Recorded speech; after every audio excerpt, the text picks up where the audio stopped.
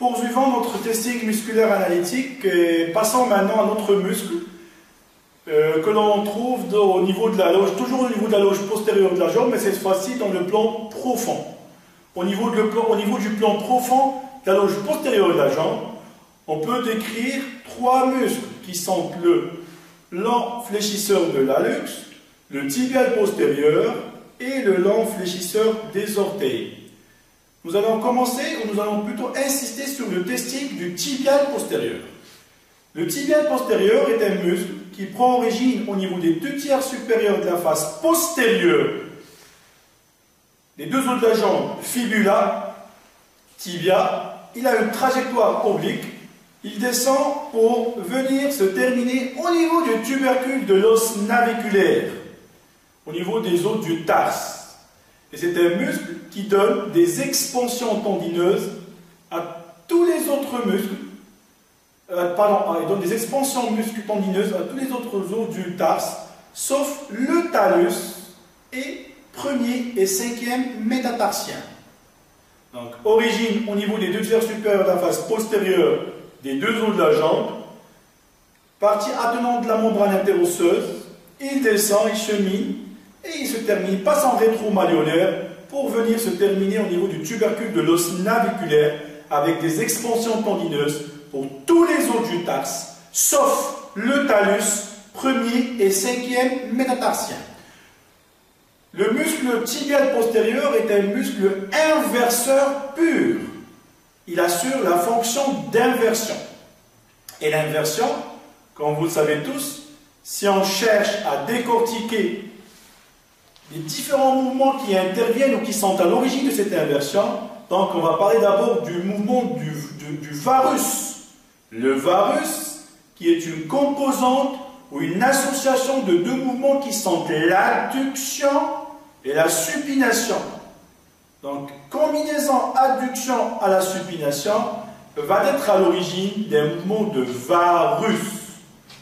Si on rajoute à ce varus une flexion plantaire, on va parler d'un mouvement d'inversion. Donc, oublions l'adduction et la supination, concentrons-nous sur le varus, rajoutons à ce varus une composante de flexion plantaire du pied de la cheville, et donc on va parler du mouvement d'inversion. En ce qui concerne la cotation 3, la cotation 3, sa réalisation nécessite une installation du patient en décubitus latéral.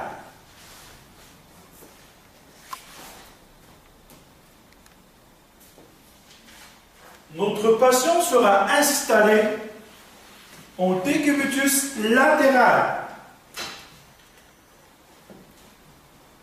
Le membre ou le tibial postérieur à tester sera en contact direct avec le plan de travail. C'est-à-dire qu'on va tester le membre en infralatéral, le membre qui se trouve en contact avec le plan de travail. Passons au décubitus latéral.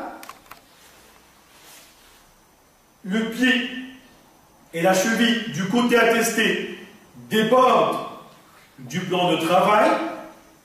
L'évaluateur sera positionné à la plante du pied. Il va réaliser une prise ou une contreprise au niveau, bien sûr,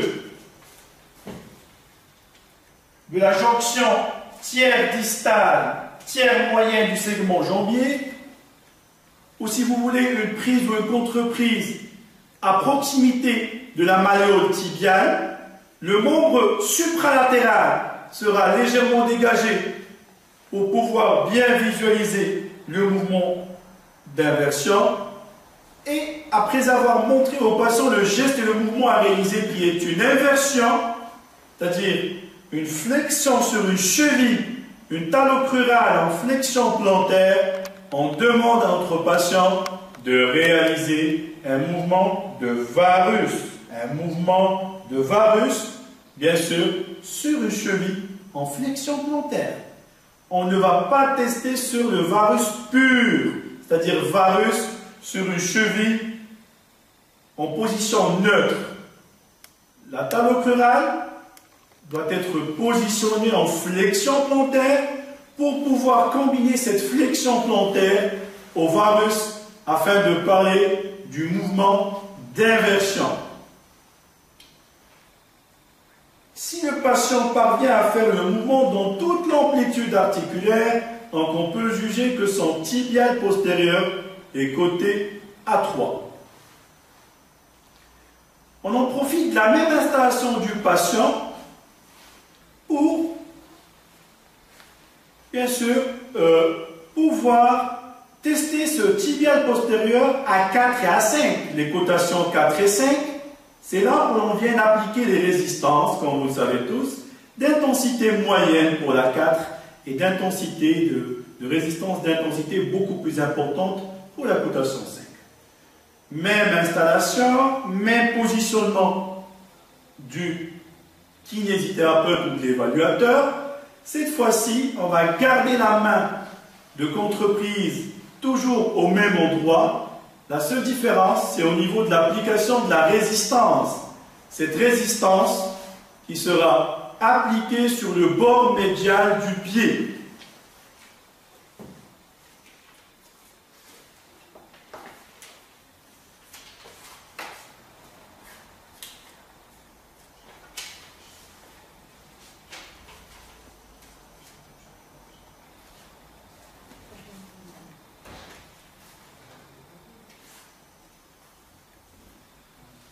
On revient toujours à notre installation en décubitus latéral.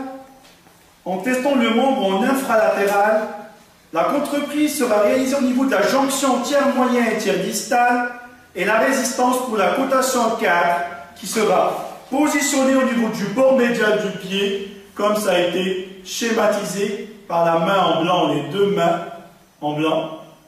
Et donc la résistance au niveau du bord médial du pied en partant d'une position de flexion plantaire bien sûr, et en résistant au varus. On ne va pas résister à la flexion plantaire et au varus, mais on va beaucoup plus résister au mouvement du varus, tout en le faisant en flexion plantaire. On va effectuer un mouvement d'inversion, un varus contre résistance en position de flexion plantaire. Une résistance d'intensité moyenne que l'on peut comparer au côté sain pour pouvoir juger que ce muscle est coté à 4. Et puis on passe à la cotation 5. On maintient les mêmes prises qu'entreprise, la même résistance toujours au niveau du bord médial, même procédé que la cotation 3 et 4, et la résistance toujours au même endroit. Et on ne fait qu'augmenter légèrement la résistance comparativement à la cotation 4. Mouvement dans tout secteur, muscle côté à 5, bien sûr après avoir comparé au côté sain. Dernière cotation,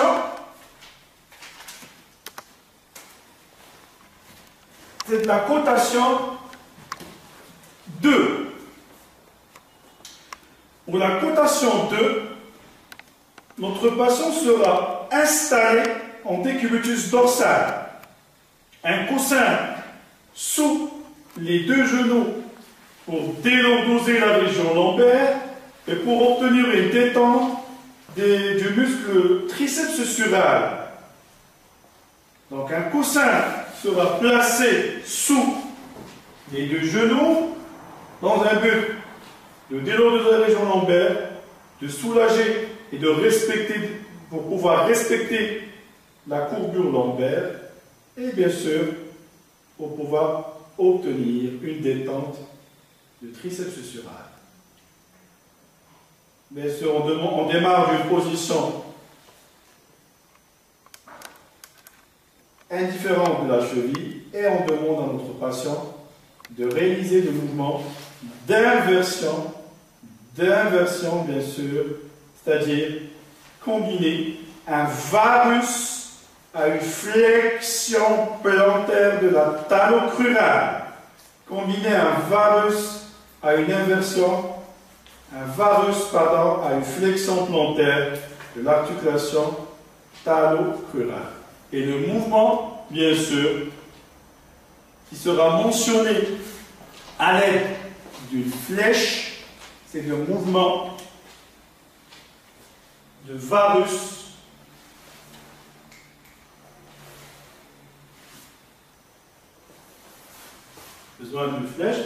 varus.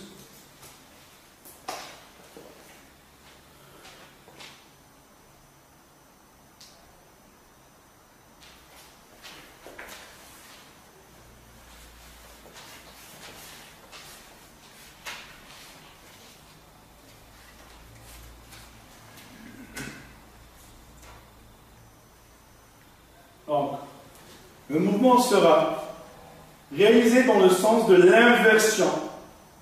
Donc, l'inversion, c'est la résultante d'une flexion plantaire de la table crurale, qui va être mentionnée avec la flèche en blanc, et puis la deuxième flèche en direction de l'axe du corps, qui va représenter ou montrer le mouvement de varus. Donc, le varus en flexion plantaire, le varus en flexion plantaire.